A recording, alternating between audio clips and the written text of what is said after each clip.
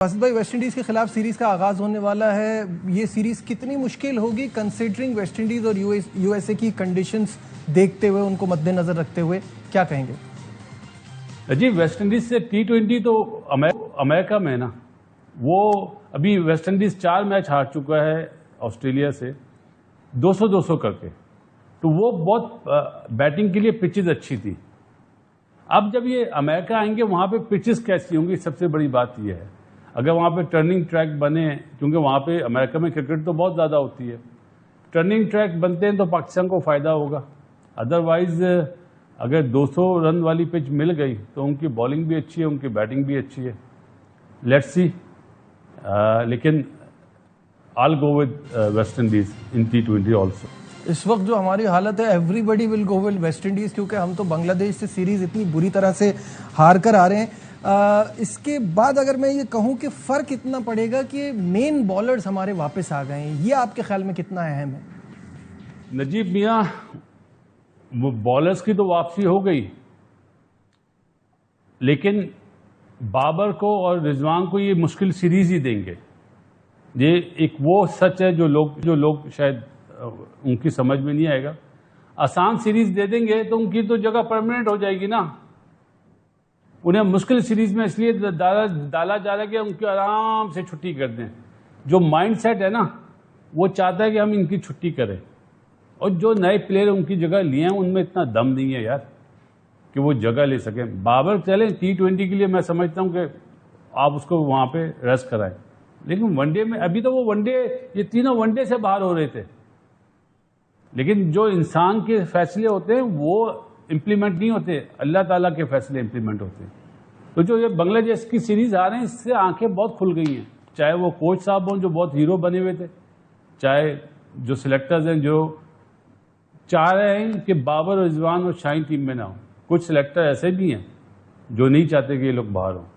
तो ये दो डिफरेंट थॉट्स हैं, लेकिन जो अल्लाह का फैसला होता है वो बेहतर होता है। बांग्लादेश में आप जिस तरह हारे हैं, तो अब आप दोबारा आपने रिवर्स घेर लगाया कि नहीं भाई, इन्हें लाओ, तो इस वजह से ये लोग आपको।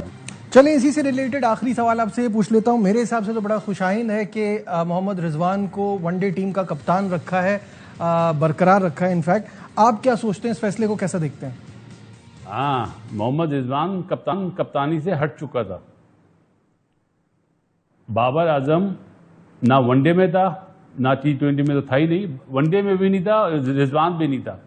जो बांग्लादेश में हारे ना ये लोग, वहां से आंखें खुली। और एक चीज और, आपको याद हो, रिजवान के स्टेटमेंट पे बड़ी बातें करते हैं कि जी आकिब जावेद ने बोला कि कभी भी ऐसी बात नहीं हुई, हमने पावर दी हुई थी। उसने मेरे पास तो पावर ही नहीं है। ऐसे ही है। जो आगर ने बयान दिया ना कि पिचेस इंटरनेशनल, मतलब एशिया कप और वर्ल्ड कप को देखते हुए तैयारी नहीं थी, उस तरह की पिचेस नहीं थी। और हेड कोच ने बोला ये इंटरनेशनल मेयार की पिचेस नहीं थी।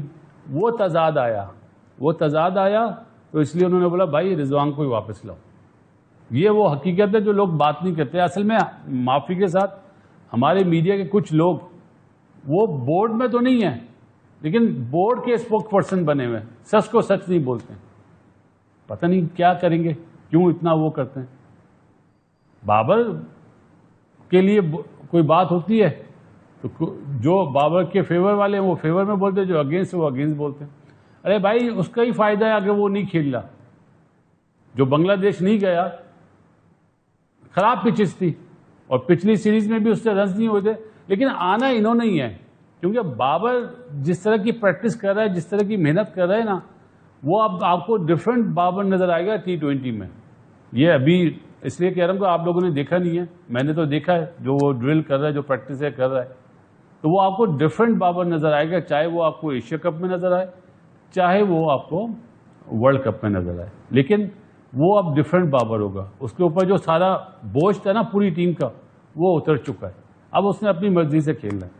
तो जो रिजवान की बात है, वो इसलिए कप्तान बनाए कि बांग्लादेश से आप सीरीज आ गए। अगर सीरीज नहीं आते तो फिर ये होता टाटा बाय बाय, हमारी यही यंग टीम अच्छी है।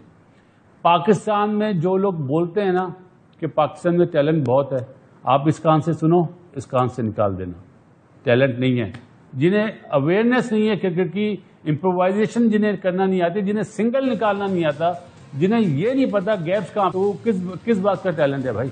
ठीक है, बहुत बहुत शुक्रिया। बासित अली साहब हमारे साथ थे।